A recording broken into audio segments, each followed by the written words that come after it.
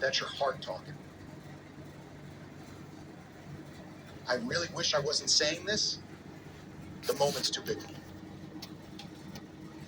I wanted to believe it wasn't. It is. He's absolutely killing it. And the rest of the lineup is following suit. They gave you a chance. They got one hit for 8 innings. The Soto home run, of course. And then they put together a rally, which I give them a lot of credit, because I thought that I was going to come out talking about how they had no fight, how they had no heart, how they had no resistance after getting game one, where basically he got kicked in the teeth by the Freddie Freeman home run, and that was it. And they showed no heart and no life. I can't say that. In the 9th inning, every single one of those guys that came to the plate grinded and put together a monster at bat. Whether they got the job done or not, they put together a good at bat, except for Judge. He had no chance in that 9th inning. 0. Even Volpe, who was overmatched, trying it with that sweet. Volpe's got an enormous hole in his swing, and they took advantage. He battled. He eventually succumbed and he struck out, but he battled. Judge was lost. How can you possibly put together rallies, try to score runs, pass the baton, if the middle of your lineup and the guy that you base this entire lineup on gives you nothing?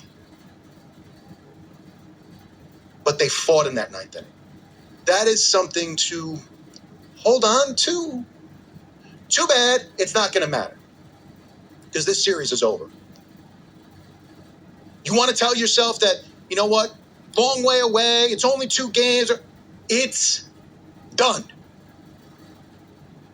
You can tell me about 78, where the Yankees came back from 2-0 down. All right. Guidry pitching game 3? No, right? You going to tell me about 96? When they got outscored 16-1 in the 2 games, 12-1 when Andy Pettitte got lit up after they got rained out, and then game 2 where Greg Maddux must have broke 97 bats and every ball was a weak grounder back to the mound. I remember. And they went to Atlanta. You know the difference? David Cohn threw game 3. You're coming back with Clark Schmidt, who I actually have some confidence in. But you're telling me Clark Schmidt and Luis Gil back in the Bronx, where that place is supposed to be lit up. It's supposed to be a place where you come home and, oh man, nobody wants to play here. This is going to be great.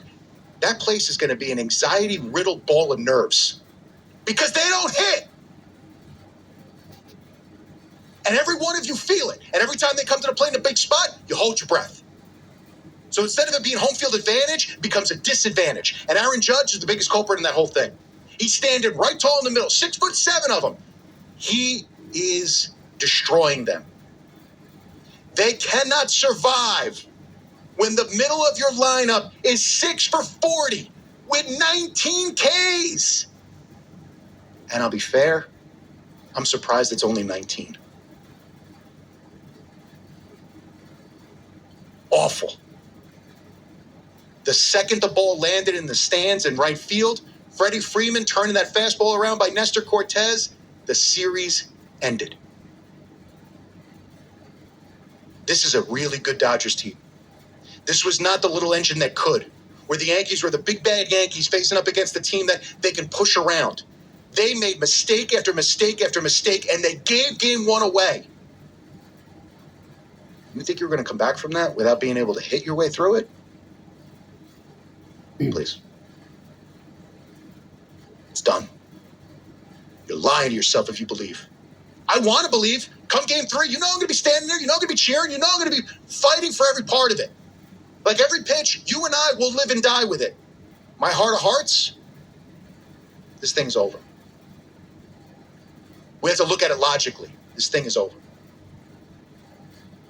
And it's the same story. And you thought that going into the playoffs, I had a mantra. I said it on the air, I said it a lot off the air. Stack ugly wins until they can get their feet underneath them, until they can start getting some of the pressure off and just alleviate and start to hit, start to be the players that they are. And they did. They stacked ugly win after ugly win after ugly win. Those Royals games were ugly. Some of the Cleveland games, the ones at home where Cleveland couldn't throw a pitch in the strike zone and they were wild pitch left and right, and the Yankees were taking advantage of everything the Guardians couldn't do. Ugly. but good, because it allowed them to get their feet under them, and then Stanton turned into the Incredible Hulk, and all of a sudden everything went from there. And that allowed them to breathe. And then all of a sudden it took all the pressure off, and you started to feel like, hey, you know what? Maybe this is the year. Maybe they've finally gotten past all that. Maybe they can actually hit with somebody in scoring position. And then Freddie Freeman deposited the ball into right center field. And that's it. And then it ended. And they revert back to the same team that they've been for the past 4, 5, 6 years. Some of the names change. Results the same. And the biggest name that hasn't changed is Aaron Judge. It's hard to watch. It's hard to swallow. And as much as we want to tell ourselves, no, it's one swing away, he'll get locked in, he's lost. And it's in his head, and it's not coming back. He's done. This series is over because Judge will not hit, and without Judge hitting, they cannot win the series. 888-808-1019, 888-808-1019. Marco Belletti, I'm here with you until 6 a.m. We got a lot to do. Look, I know it's just football Sunday. I get that.